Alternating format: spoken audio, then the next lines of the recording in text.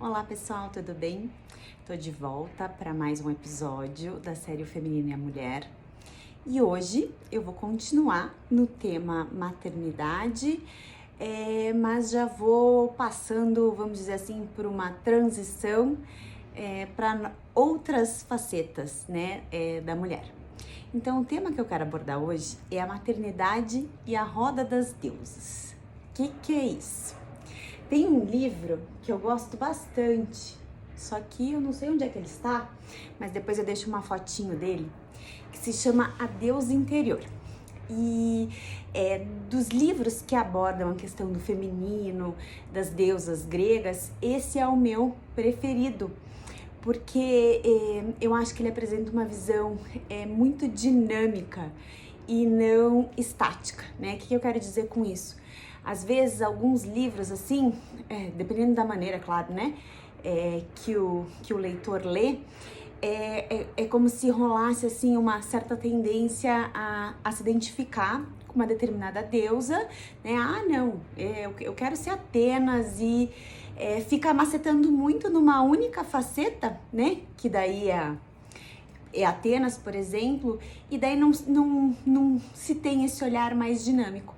Então, assim, nesse livro A Deusa Interior, como ele apresenta essa ideia da roda das deusas, que o que é? Na verdade, é um teste bem simplesinho, com várias perguntas, que tem por objetivo pontuar como que cada uma das seis principais deusas que os autores apresentam no livro estão constelados naquele momento em que você responde o teste, né? Então, assim, a ideia que eles trazem é que não é que você tenha que ter uma preferência e servir a uma única deusa, mas sim de você olhar para essa dinâmica, para essa roda que gira, né? Que tem momentos, sim, que uma vai ficar mais exacerbada e outra negligenciada, né? Mas traz essa reflexão, assim, da importância da gente olhar e às vezes ponderar. E daí, por que eu quis amarrar a questão da maternidade com a roda das deusas?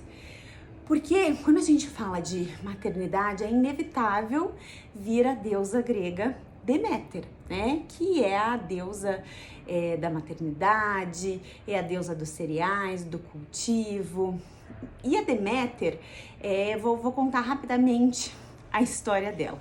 A Deméter tinha uma filhinha fofinha chamada Core, e elas costumavam passear no campo, e teve um dia que se abriu uma fenda e a Core sumiu. A Deméter só ouvia a filha gritando, procurou para tudo quanto era canto, não encontrou, e acabou caindo numa depressão muito profunda.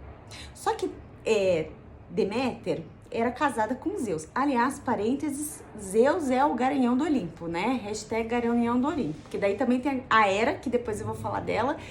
Enfim, e ela ficou sabendo que Zeus tinha dado a filha, Core, em casamento para Hades, que é o deus do submundo, né? Então, na verdade, aquele rapto não era bem um rapto, né? Mas o pai tinha dado a filha em casamento para Hades, e a Deméter ficou doida, né? Daí eu brinco assim, mexe com a mãe, mas não mexe com a cria, porque mexeu com a cria, daí o caldo entorna.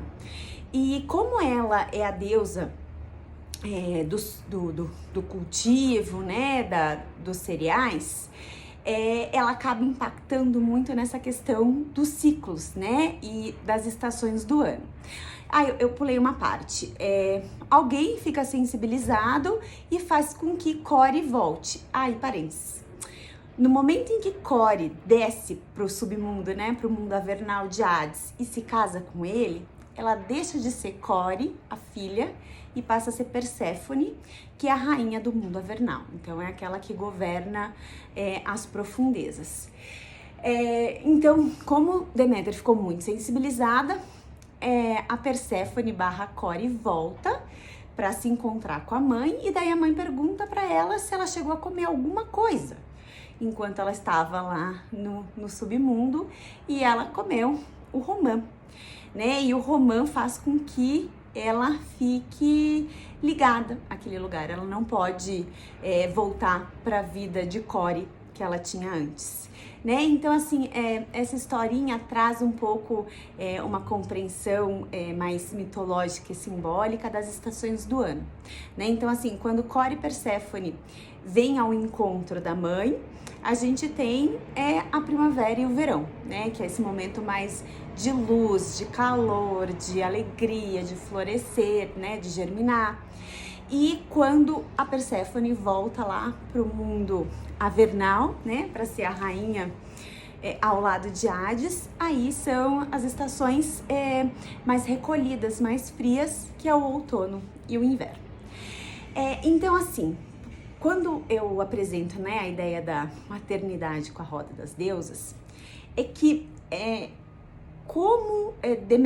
vamos entender as deusas como arquétipos. E um arquétipo, ele não é nem positivo nem negativo, ele é, né? Mas tem aquela historinha que diz assim, que tudo em excesso se torna um problema, né? Então, assim, remédio em excesso, ao invés de curar, se torna veneno. Então, assim, a Deméter, em excesso, também se torna muito prejudicial, perigosa. Né? Porque assim, como essa energia arquetípica é muito voltada ao cuidar, ao nutrir, ao aconchegar, né? Então assim, é muito voltada ao outro. É como se, para eu poder servir a minha Deméter, eu preciso de um outro dependente, né? Então, no vídeo passado, eu trouxe, né, a ideia de que os filhos precisam frustrar as expectativas das mães, justamente para elas não caírem nas armadilhas dessa Deméter, que acaba, pode gerar assim o que a gente chama de uma codependência, né? Que eu preciso que o outro precise de mim, né? Para minha vida poder ser sentido. E daí nisso vem toda aquela discussão que eu apresentei, né? Do filho, da criança, não poder existir dentro da sua autenticidade e individualidade.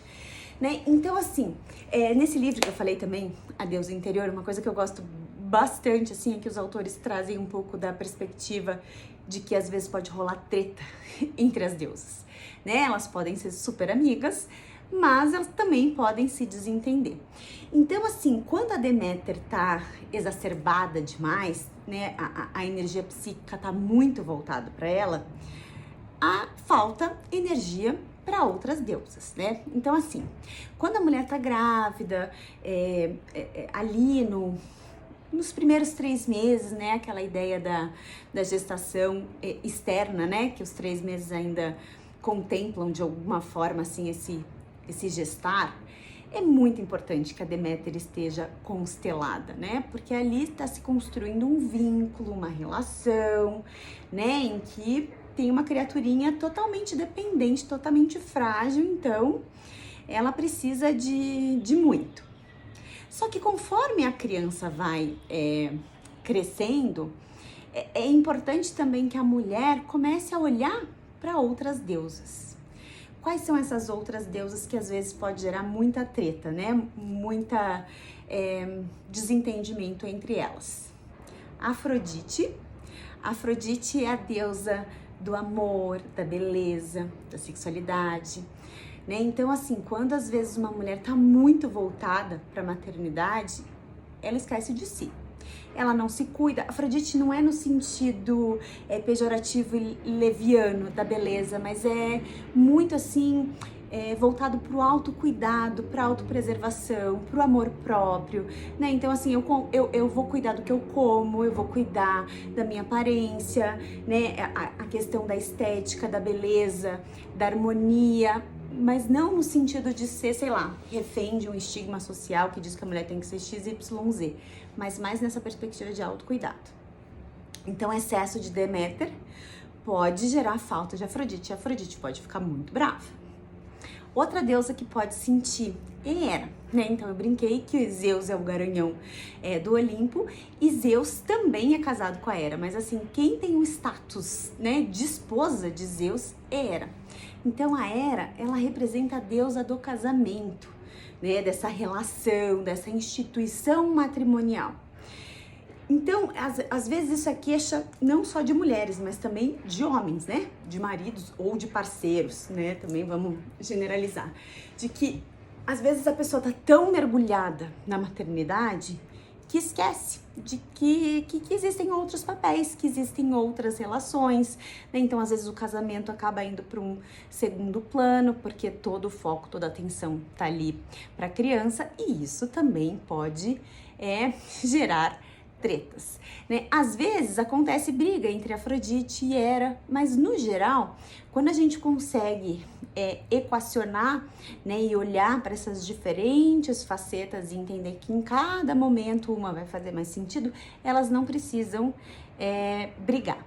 Outra deusa também que é super importante, eu diria, vou juntar duas, né, que é Atenas, que é a deusa da guerra, é a deusa da lógica, a estrategista, e a Ártemis, que é a deusa da caça, né? Então, assim, são duas deusas que elas são mais lógicas, elas são mais focadas num objetivo, né? Então, você imagina, né? Para você se preparar para uma guerra, você precisa de um super planejamento, né? Aquelas coisas que a gente vê em filme dos soldadinhos enfileirados, vamos para cá, né? Tem todo um plano de ação, tem toda uma racionalização.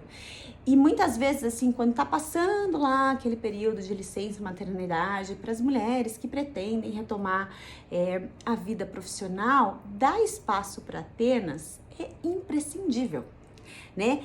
Juntar isso com Afrodite, porque a Afrodite, ela assim, como ela é muito momentânea, ela é muito assim do momento, assim, quando a gente junta, olhar para o trabalho com a estratégia e com a lógica de Atenas, né? Com a persistência de Ártemis, não falei de Ártemis, Ártemis como deusa da caça, sabe aquela história assim de quando a gente pensa em pescador, que o cara fica lá paradinho, ele sabe que ele quer pescar o peixe, ele fica lá o tempo que for necessário para ele pescar o peixe, né? Então, ali acho que é um exemplo assim dessa energia de Ártemis, né? Que qual que é meu foco, qual que é meu objetivo, eu vou mirar ali e vou esperar o que for necessário para eu conseguir atingir meu objetivo. Então, por exemplo, nessa retomada da vida profissional, seja Atenas com o planejamento estratégico, Ártemis com essa coisa do foco, da persistência, da paciência, e Afrodite assim com essa energia que é depositada, né, com essa vivacidade, é super importante, né? E a última deusa, não menos importante, é a Perséfone, que era a filha da Deméter, que é uma deusa assim muito importante em termos da introspecção e do autoconhecimento, né? Às vezes uma mulher fica tão voltada para a cria que ela não olha para si, né? Que ela não mergulha dentro da individualidade, dentro do seu mundo interno. Então a Perséfone é um convite para esse mergulho, né? Como se a gente tivesse assim um valor muito forte de que ao cuidar do outro eu estou fazendo um bem. E a gente esquece de se cuidar, a gente esquece de se olhar, assim, eu sempre costumo brincar com a metáfora do avião, né? Que em caso de despressurização, máscaras cairão, né? E a gente tem que primeiro colocar na gente para depois colocar em quem está ao nosso lado, porque se eu morro, a criança ou o idoso que está do meu lado vai junto, né? Mas se eu estou preservada, se eu estou íntegra, a chance de eu salvá-los é maior, né? Então, assim, a Perséfone, ela simboliza como deusa do submundo, né, como deusa das profundezas, esposa de Hades, ela representa esse mergulho em si, que é super importante, de despertar um feeling, uma intuição, né? Então, assim, eu brinco, assim, dentro do universo profissional, uma Perséfone bem instalada, às vezes traz aquele faro, assim, tipo, é pra lá que eu vou, daí junta com as outras, daí o negócio vai que vai. Então, basicamente era isso que eu queria trazer, circular um pouquinho mais nessa energia do feminino e começar a sair do foco da maternidade para a gente poder aí transitar em outras facetas da vida de uma mulher e do feminino, né, enquanto princípio e energia. É isso, se tiverem alguma dúvida, estou à disposição, espero que suscite reflexões aí na vida de vocês. Até mais!